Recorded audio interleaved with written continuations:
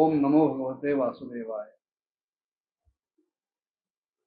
भस्मीभूतस्य देहस्य पुनरागमनं कुतः असं चार्वाक म्हणतो.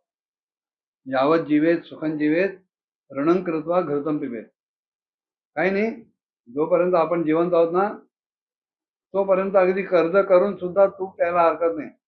कारण एकदा ह्या देहाची चिमूटभर राख झाली की कोण कशाला पुन्हा जन्माला येते, असं ते चार्वाकाचं मत होतं.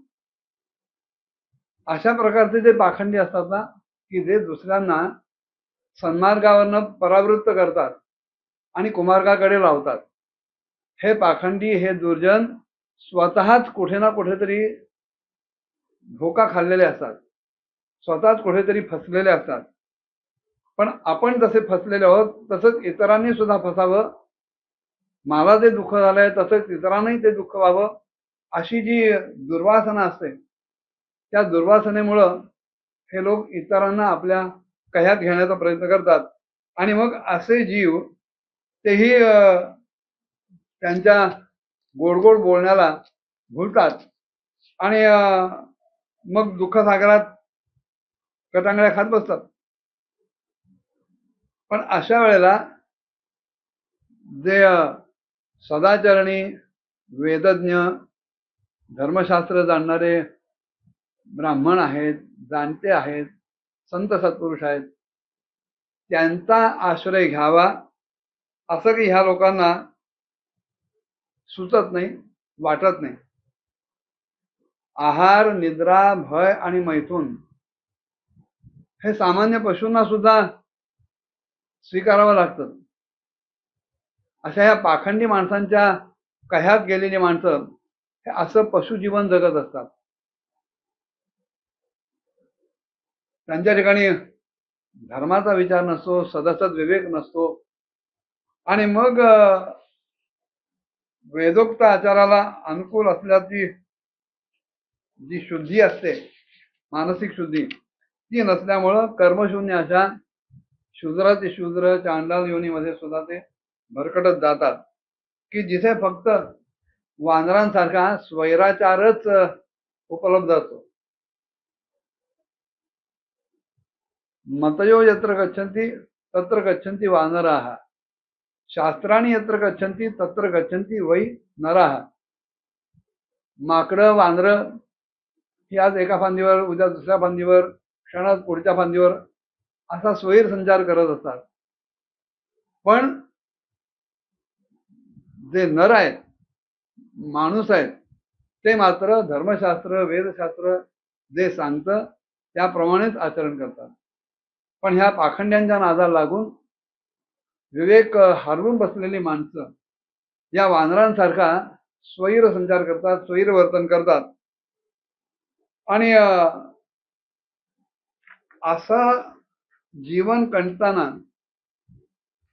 मृत्यू क्षण कधी समोर आला ह्याचंही भान त्यांना राहत नाही. झाडांना जशी प्रत्यक्ष फळं लागलेली दिसतात तसंच लौकिक सुखाच्या मागे लागून ही माणसं घरदारालाच सुख समजतात आणि वानरांच्या प्रमाणे स्त्री पुत्रामध्ये आसक्त होतात आणि आपला सगळा विषय, सगळं आयुष्य हे मैथुनादी भोगांमध्ये घालवून बसतात. अशा प्रकारे प्रवृत्ती मार्गामध्ये पडून सुखदुःख तर वाट्याला येतच, पण त्याच वेळेला नाना प्रकारचे रोग सुद्धा माणसाच्या देहात शिरतात. शरीरम व्याधी मंदिरम किंवा निरनिराळे भोग हे शेवटी रोगापर्यंतच पोहोचतात, नेतात, असंही वचन आहे. भोगे रोग भयम. पण तिकडे लक्ष न देता, त्याचा विचार न करता माणसं जगतात. आणि मग कधी कधी थंडी, वारा, पाऊस इत्यादी प्रकारच्या आधिदैविक, आधिभौतिक किंवा आध्यात्मिक दुःखांची निवृत्ती करण्यात जेव्हा ते असमर्थ ठरतात, दुर्बल ठरतात, तेव्हा अपार विषयांच्या चिंतेनं ते खिन्न होतात. कारण भोग लालसा कधी कमी होत नाही. पण भोग लालसा जरी कमी झाली नाही तरी ज्यांच्या मार्फत भोग भोगायचे ती इंद्रिय केव्हा ना केव्हा तरी थकतात, दमतात. त्यांच्या शक्तीला सुद्धा काही ना काहीतरी मर्यादा असते आणि मग तिथून दुःखाला सुरुवात होते.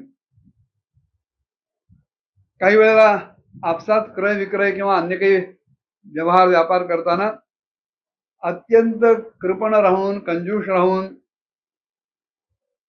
थोडस धन, थोडासा पैसा गाठी राहतो, पण काही वेळेला ते धन सुद्धा नाहीसं होतं आणि मग ते धन, ते सुवर्ण, ते ऐश्वर जेव्हा हातातून निसटतं, हातात काहीच राहत नाही, तेव्हा मात्र हवे असलेले भोग न मिळाल्यामुळं हा मनुष्य चोऱ्या माऱ्या, दरोडे, डाके अशा वाईट मार्गाला जातो, तिकडे वळण्याचा निश्चय करतो आणि मग सतत पदोपदी क्षणोक्षणी इतरांकडनं अपमानित होतो. अशा प्रकारे धनाच्या आसक्तीनं, पैशाच्या आसक्तीनं परस्परांमध्ये जेव्हा वैरभाव वाढतो, शत्रुत्व वाढतो, तेव्हा हा आपल्या पूर्ववासनांच्या अधीन होऊन आपसामध्ये काही संबंधही प्रस्थापित करतो, विवाहादी वगैरे, आणि काही संबंध तोडतो सुद्धा. काही माणसांना जोडायचं, काही माणसांना तोडायचं, हा व्यवहार अखंड चालू राहतो आणि अशा प्रकारे या संसारात चालणारा, जगणारा हा जीव अनेक प्रकारचे क्लेश भोगत असतो, नाना प्रकारच्या विघ्न बाधांनी बाधित होतो आणि मग जेव्हा एक विशिष्ट मार्ग धरून चालत असतो, त्यावर जेव्हा काही संकट कोसळतात, आपत्ती येतात किंवा आपल्या बरोबरची माणसं साथ सोडून जातात, मरून जातात किंवा हा त्यांना स्वार्थापोटी अर्ध्या रस्त्यावरच सोडून पुढे जातो, नवीन कोणी माणसं भेटतात, त्यांची संगत स्वीकारतो, गेलेल्यांबद्दल कधी शोक करायचा, कधी त्यांच्याबद्दल आनंद बाळगायचा, गेले म्हणून, हे सगळे व्यवहार होता होता कधी भय, कधी कलह, कधी दुःख,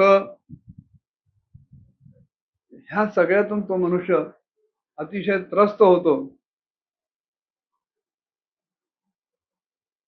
क्षणिक सुखानं हुरळून जाणं, या कशित दुःखानं सतत रडत राहणं, कुढत राहणं,